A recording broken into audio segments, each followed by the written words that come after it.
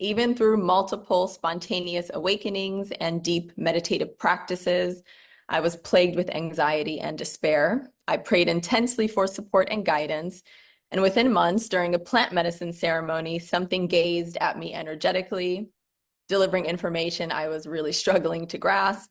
And then I felt I was pulled from a dream and awakened for a moment. Afterwards, my anxiety and despair was gone. A few months later, I was guided to a temple where on the wall hung a photo of the man who gazed at me during my ceremony. That man was Ramana Maharshi. I've never felt alone again, and I've consumed his teachings and your explanations with vigor and gratitude.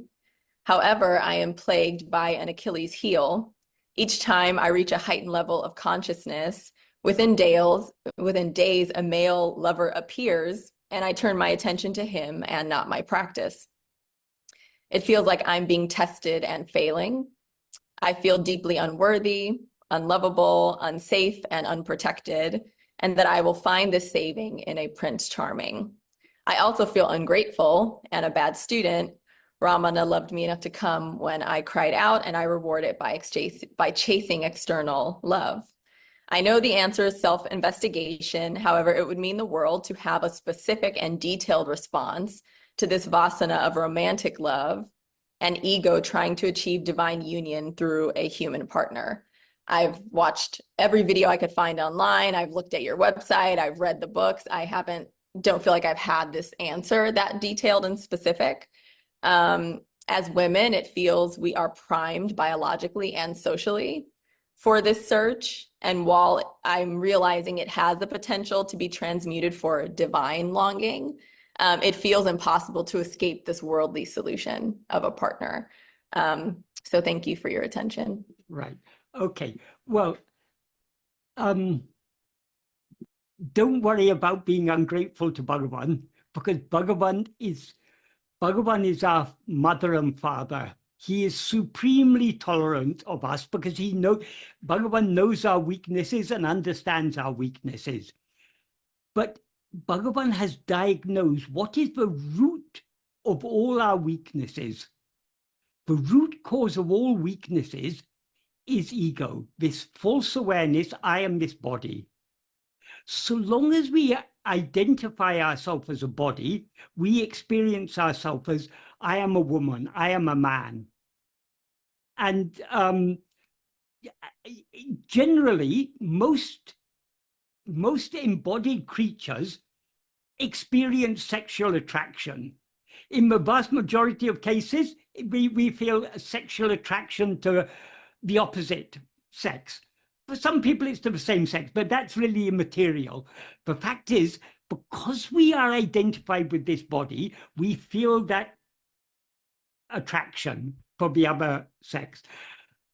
But it's not just sexual. It's not just, I mean, what we are seeking in a relationship is not just the physical gratification. As you say, it's about being loved. It's about being,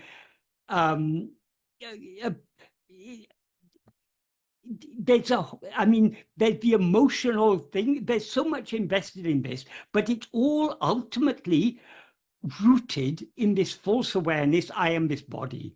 Because we experience ourselves as a body, as an embodied creature, we are very vulnerable, we're weak. However much we may show outwardly, but we're very strong and secure and everything, inwardly, we all know our weakness. We know how vulnerable it is.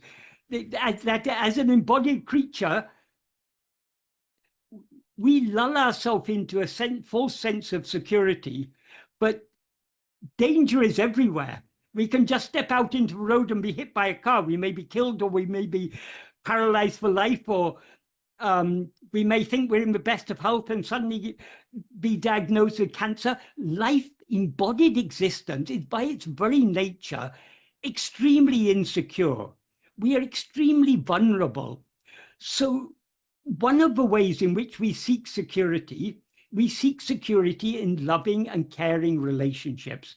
This is very natural for an embodied being.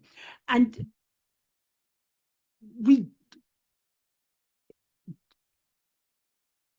that is, once we've come to Bhagavan's path, we know that our ultimate aim is to give up this identification with the body, to go beyond this false identification.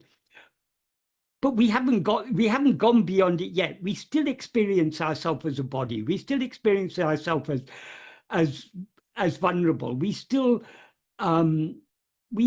seek loving relationships. And another important thing about loving relationships, what is the most important thing in love? That is, when we enter a loving relationship, as a general rule, we are all expecting something from the relationship. We expect to be loved at the very minimum. But if we are truly in love, love is not so much about what we can get as what we can give. So I know relationships are not simple, but as a general rule, what we get out of any relationship is what we give into, what we put into it. So our primary focus in any relationship, if we really want the relationship to work, it should be about loving the other person. Sometimes we get into relationships where we sincerely love the other person, but that love is not reciprocated. Often those relationships break down, but the really successful relationships are where both partners are giving their all to the other. That is very, very important, because if we enter a relationship just with the idea of what we can get from it, we will surely be disappointed. This is why many people they go through one relationship after another and none of them work, because they are seeking more what they can get from the relationship rather than what they can give to the relationship. So an ideal relationship is a relationship where both seek to give to the other. And human relationships can be a very good training ground for this spiritual practice, because when we are giving to the other, we are sacrificing ourselves, or at least to some extent, we are sacrificing ourselves for the sake of the other. And this is what the spiritual path is all about. Whether we're on a path of dualistic devotion, where we are trying to surrender ourselves to an external God, or this deeper path of devotion, where we recognize that God is not another, but is our own being. So it is to our own being we are surrendering ourselves. It's all about giving. And giving involves self-denial. That is giving ourselves up. So you said you haven't come across a specific answer. It is because there is no specific answer. That is, the human relationships are very complex. This that is, the path Bhagavan has taught us is extremely simple, because it's just a matter of turning our attention within. But because we still have very outward-going tendencies, strong outward-going inclinations, applying this in practice and not getting swept away with by our own vasanas, there are all sorts of obstacles that can come up, but all these obstacles ultimately are our own vasanas, which are rooted in ego,